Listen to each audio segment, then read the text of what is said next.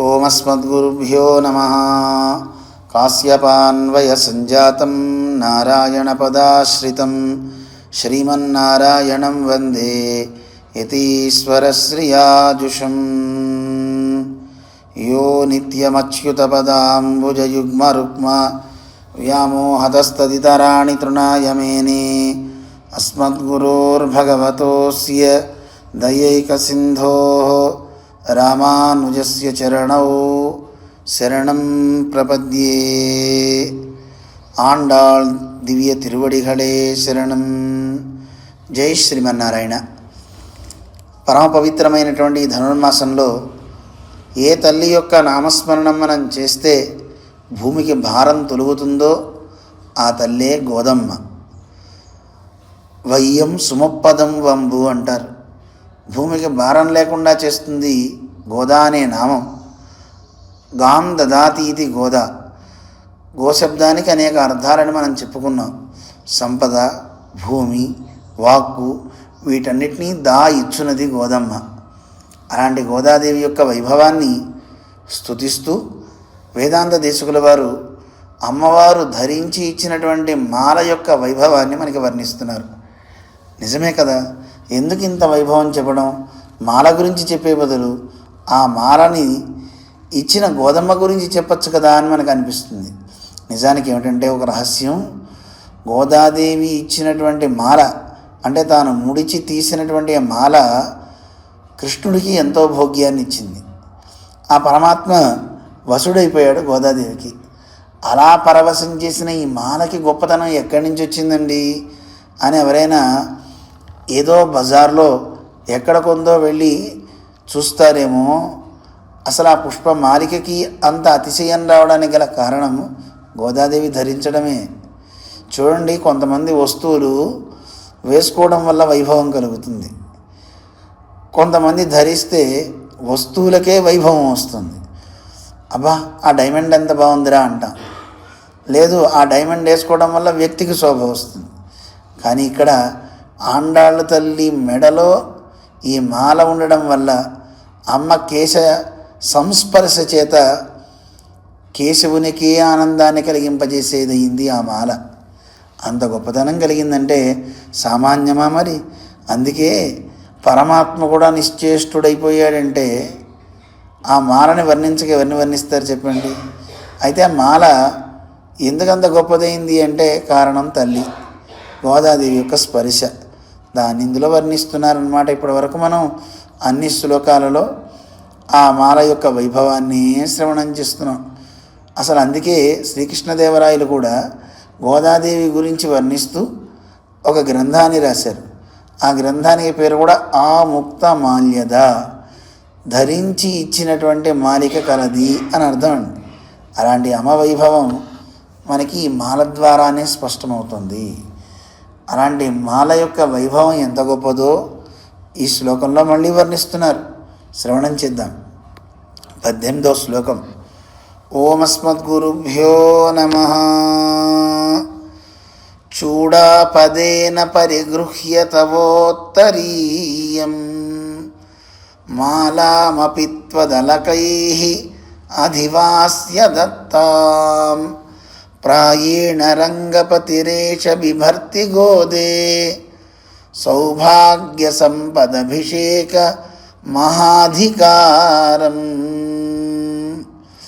ఆండాళ్ తిరువడిகளே శరణం. పరమాత్మకు కూడా గొప్ప గొప్ప సంపదలన్నీ వస్తుండేటండి. లోకంలో మనం అంతా అనుకుంటూ ఉంటాం, ఏమండి మీరు ఇంత సంపద సంపాదించారంటే కారణం ఏమిటండి అంటే అంతా స్వామి దయండి, ఆ స్వామి అనుగ్రహం అని అనుకుంటుంటాం. మరి అలాగా పరమాత్మకు కూడా ఒక సౌభాగ్యం అనే సంపద వచ్చిందట. ఎక్కడి నుంచి వచ్చిందండి ఈ సంపద? దేనికోసం వచ్చింది అంటే పట్టాభిషేకానికి తగిన ఒక గొప్ప యోగ్యతని ఇచ్చిందట.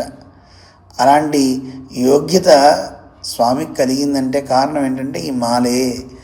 అమ్మవారు ధరించి ఇచ్చినటువంటి మాల స్వామికి అంత గొప్పతనాన్ని ఇస్తుంది. సాక్షాత్తు భగవంతుడు కూడా అనుకుంటాట, అమ్మవారి వైభవాన్ని చెప్పడం ఎవరి వల్ల అవుతుందండి?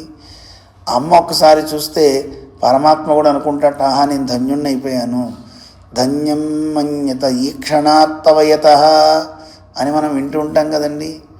అందువల్ల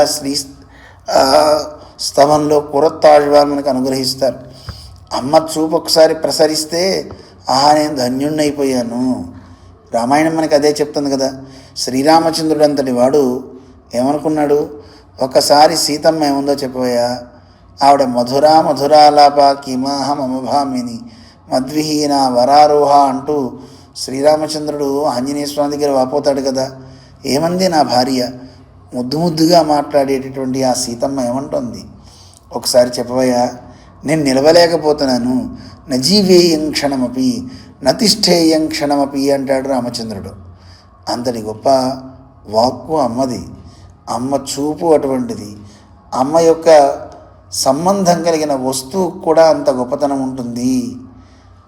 ఎందుకంటే పరమాత్మ అంత గొప్పగా ఆదరిస్తాడు. మనం శాస్త్రం చెప్తోంది, ఒక మహాభక్తుని యొక్క సంబంధం కలిగిన వాళ్ళు ఎవరైనా సరే, పశుర్ మనుష్య పక్షీవా ఏచ వైష్ణవ సంశ్రయా, ఒక పశువైనా మనుష్యుడైనా పక్షి అయినా సరే ఒక శ్రీ వైష్ణవుని యొక్క పొందు గనక పొందితే, అంటే వారి సంబంధం గనక ఉంటే, అది ఏదో రకంగా వారి దగ్గర జ్ఞానాన్ని ఉపాసించడం, లేదు వారు చెప్తుంటే వినడం, ఇవి ఏవి ఉన్నా చాలు. వారి యొక్క స్నేహం వల్ల, వారి యొక్క ఉపదేశం వల్ల, లేదు అన్న గురువు ఏదో రకంగా ఒక రకమైనటువంటి ఆచార్య సంబంధం, భాగవత సంబంధం ఉంటే వాళ్ళు తరిస్తారు. అవి పశువైనా పక్షి అయినా మనుష్యుడైనా సరే. ఇంకా బంధువుల గురించి వేరే చెప్పాలా అంటుంటారు మనకి పెద్దలు. అలాగా ఒక వైష్ణవుని యొక్క సంబంధం ఉంటేనే వాళ్ళంత తరిస్తారంటే, ఇక సాక్షాత్తు అమ్మ సంబంధం కలిగినటువంటి వస్తువు అయిన మాలకి ఇంకెంత గొప్పతనం ఉంటుందండి. అది ఇందులో మనకి తెలియజేస్తున్నారు. అమ్మ ఓ గోదాదేవి, నువ్వు ధరించినటువంటి మాల అంత పరిమళం రావడానికి గల కారణం ఏమిటి అంటే, మాకు అర్థమైందమ్మా అని ఇందులో వర్ణిస్తున్నారు. తవోత్తరీయం, నీ ఉత్తరీయం పైన వేసుకుంటారు కదా, ఆడవాళ్ళు పైన వల్లెవాటని వేసుకుంటారు. ఆ ఉత్తరీయం ఏదైతే ఉందో ఆ వస్త్రం త్వదలకై అధివాస్య, నీ ముంగురులు, శిరస్సుకి ముందు ఉండేటువంటి ముంగురులు అంటారు, ఆ ముంగురుల చేత అవన్నీ కూడా పరిమళం బాగా వచ్చేసిందండి. అమ్మవారి యొక్క ఆ ముంగురులు ఆ వస్త్రాన్ని అలా పైకి అన్నప్పుడు ఆ ముంగురులు తగులుతాయి కదండి, తగిలితే చాలు ఆ వస్త్రానికి కూడా సువాసన వచ్చేస్తుంది. అలాగే నువ్వు ఇచ్చినటువంటి మాలామపి, అమ్మా నువ్వు ఇచ్చిన మాలకు కూడా నీ కేశ సంబంధం చేత పరిమళం అబ్బింది. దాని చేత చూడాపదేన పరిగృహ్య ఏష రంగపతి, అమ్మా నీ యొక్క శిరస్సు సంబంధం ఆ మాల పొందడం చేత పరమాత్మ యొక్క శిరస్సులో అది ఎక్కకూర్చుందమ్మా. ఏమంటే ఎవరైనా సరే దేవుడంతటి వాడు శిరస్సును పెట్టుకున్నాడంటే ఆ మాలని, మాల ఎంత గొప్పది ఉండాలండి. అంత గొప్పతనం ఆ మాలకి ఎక్కడి నుంచి వచ్చింది అంటే కారణం అమ్మ యొక్క సంబంధం. అమ్మ కేశపాశాలకి తాకినటువంటి ఆ మాల సౌగంధ్యం సౌరభాలతో చక్కగా వెల్లువిరుస్తుంటే పరమాత్మ ఆనందంగా ఒకసారి తన ప్రేయసే ఇక్కడుందా అన్నట్టుగా అనిపించింది. మనకి వేదం చెప్తుంది, ప్రేమ కలిగిన భర్త భార్యని ఎలా చూడాలి అంటే మూర్ధానం పత్యురారోహ అని వేదం చెప్తుంది. భార్యని శిరస్సున పెట్టుకున్నంత వైభవంగా, అంటే నెత్తిన పెట్టుకుని చూడాలి అంటే అంత ప్రేమగా మంచిగా చూడాలి. ఫిజికల్గా పెట్టుకోవడం కష్టం ఎవరు కూడా, అంటే అంత బాగా నెత్తిన పెట్టుకుని చూడడం అంటే అంత ప్రేమగా చూడడం అన్నమాట. అయితే అలాగే తన ప్రియురాలి యొక్క చేతికి తగిలిన, లేదు తన శిరస్సుకి తగిలినటువంటి ఆ మాలికని పరమాత్మ ఏం చేశాడు, శిరస్సును పెట్టుకున్నాడు. అంటే ఎంత ఆదరాన్ని చూపిస్తున్నాడు. అందువల్ల ఏష రంగపతి, అలా శిరస్సును పెట్టుకుంటే ఏం ఒరిగిందండి స్వామికి, ఏమొచ్చింది ఆయనకి, లాభం ఏదైనా కలగాలి కదా అంటే ఆయనకు ఒక లాభం వచ్చిందట. ఏమిటా లాభం, సౌభాగ్య సంపదభిషేక మహాధికారం ప్రాయేణ విభర్తి. ఏష రంగపతి, ఈ రంగనాథస్వామికి సౌభాగ్య సంపత్, సౌభాగ్యం అనే సంపద. ఆ సంపదలో కూడా సామాన్యమైనది కాదటండి. అభిషేక మహాధికారం. ఆయనకి సంపద, సౌభాగ్యం అనే ఒక సంపద ఉందే, ఆ సంపదలో పట్టాభిషేకానికి కావలసినటువంటి గొప్ప యోగ్యతని ఆయన పరిపూర్ణంగా పొందుతున్నాడు. దీనివల్ల ఆయనకి లభిస్తుంది ఇంత లాభం అంటే అమ్మవారి యొక్క శిరస్సంబంధమైన మాలని ధరించడం చేత. ఇది కదండి సౌభాగ్యం అంటే. అంటే అమ్మ తాకిన వస్తువుకి ఎంత గొప్పతనం ఉందో చూడండి. అందువల్ల ఎవరైనా సరే సౌభాగ్యం కావాలి, ఆ సౌభాగ్యం అనే సంపదల్లో అభిషిక్తులు కావాలి అనుకునేవాడికి ఒక యోగ్యత కలగాలంటే ఇగో ఇక్కడ మనం కూడా అమ్మవారికి సమర్పించి మాలని, ఆ మాలని కన్నయ్యకి సమర్పించి, ఆ తర్వాత ఆ శేషాన్ని మనం కూడా శిరస్సును ధరిస్తే మనకు కూడా యోగ్యతనిస్తాడు పరమాత్మ. సౌభాగ్యం అనేది అంటే భాగ్యం అందరికీ రాదండి. భాగ్యం అంటే మళ్ళీ అదృష్టం అనుకునేరు. దృష్టం అంటే కనపడేది, అదృష్టం అంటే కనపడనిది అని అంటూ ఉంటారు. అయితే కనపడనిది ఏదో మన దగ్గరకు వచ్చి పడుతుంది అనుకోకండి. అంటే పరమాత్మే తన అనుగ్రహాన్ని మన మీద ప్రవహింపజేస్తాడు. అంతటి గొప్ప అధికారం ఎవరికి వస్తుంది చెప్పండి? అందువల్ల సౌభాగ్య సంపద అధికారం, సౌభాగ్య సంపత్ అభిషేక మహాధికారం. మనకు కూడా సౌభాగ్యం అనే సంపద. నిజంగా సంపద అంటే లోకంలో మనం చూసేంటి ధనము, లేదు ఆహారము, పశువులు, కార్లు, బంగళాలు ఇవే అనుకోవద్దు మనందరం. సంపద అంటే నిత్యము ఆ పరమాత్మని సేవించడమే ఒక సంపద అండి. ఎప్పుడు మర్చిపోకుండా పరమాత్మని మన హృదయంలో తలుస్తూ ఉండడమే సంపద అండి. భౌతికమైన సంపదలు ఈరోజు ఉంటాయి, రేపు పోతాయి. కానీ నశించని సంపద ఏది? పరమాత్మే. ఆయన యందు అచంచలమైన మనకి భక్తి. ఆ భక్తి మనకు ఉందా? మాధవుడు మనతోడే ఉంటాడు. మరి అలాంటి గొప్ప సంపద మనకి రావాలి అంటే ఏం చేయాలండి? ఇదిగో ఆండాళ్ళ తల్లి యొక్క శిరస్సంబంధమైన పుష్పమాలికని స్వామికి సమర్పించాలి. అటువంటి సమర్పణ చేసి ఎవరైతే దీన్ని ఇలా భావిస్తారో వారికి కూడా ఆ సౌభాగ్య సంపద అభిషేక మహాధికారం వాడికి కూడా లభిస్తుంది అని అంటారు. మరి ఆ లాభాన్ని మనం పొందాలి కదా. ఈ లోకంలో ప్రతి ఒక్కరూ సంపద అనుకుని దేవుణ్ణి ఆశ్రయిస్తున్నాం. నిజానికి మనందరం వచ్చేవాళ్ళం అనన్య ప్రయోజనులుగా రావాలి. అన్య ప్రయోజనులు, అనన్య ప్రయోజనులు అని రెండు రకాలు ఉంటారు. అన్య ప్రయోజనాలు అంటే దేవుడి దగ్గరికి వచ్చి మాల సమర్పిస్తారు, పూజ చేస్తారు. కానీ వాడికి ప్రయోజనం ఏమిటి?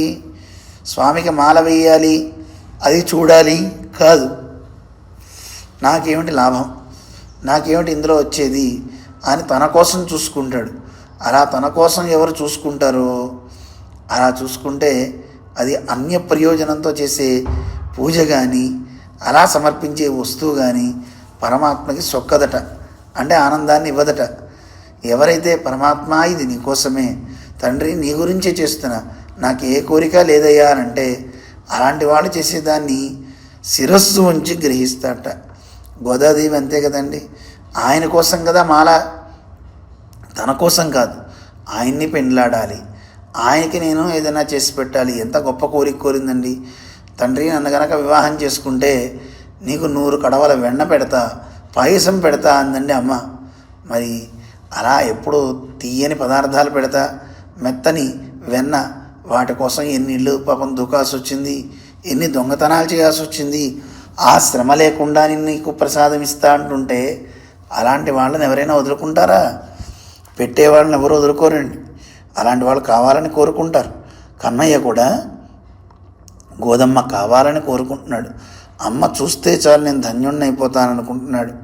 అలాంటి గొప్ప భక్తి మనకి పరమాత్మ ఇస్తాడు. మనం భావిద్దాం. ఆ భక్తికే పరమాత్మ లొంగేవాడు. అలాంటి భక్తిని ఇచ్చే శ్లోకం అన్నమాట. నిజమైన సంపద అదే. సంపద్ భగవత్ స్మరణం అంటారు. విపద్విస్మరణం విష్ణోహో, పరమాత్మని మర్చిపోవడమే నిజమైన కష్టం. సంపద అంటే ఏదండి? సంపన్నారాయణ స్మృతి, నిత్యము జై శ్రీమన్నారాయణ, జై శ్రీమన్నారాయణ అని ఎవరు భావిస్తూ ఉంటారో వాడే నిజమైన సంపన్నుడు. అలాంటి సంపదనిచ్చే ఒక అద్భుతమైన శ్లోకం మనకి అందించారు వేదాంతేశకులు. ఆ శ్లోకాన్ని ఒకసారి అనుసంధానం చేసుకుని మనం ముందుకు సాగుదాం. చూడాపదేన పరిగృహ్య తవోత్తరీయం మాలామపి త్వదలకైః అధివాస్య దత్తాం ప్రాయీణ రంగపతిరేష బిభర్తి గోదే సౌభాగ్య సంపదభిషేక మహాధికారం. ఆండాళ్ తిరువడిகளே శరణం. ఓం అస్మద్గురుభ్యో నమః. జై శ్రీమన్నారాయణ.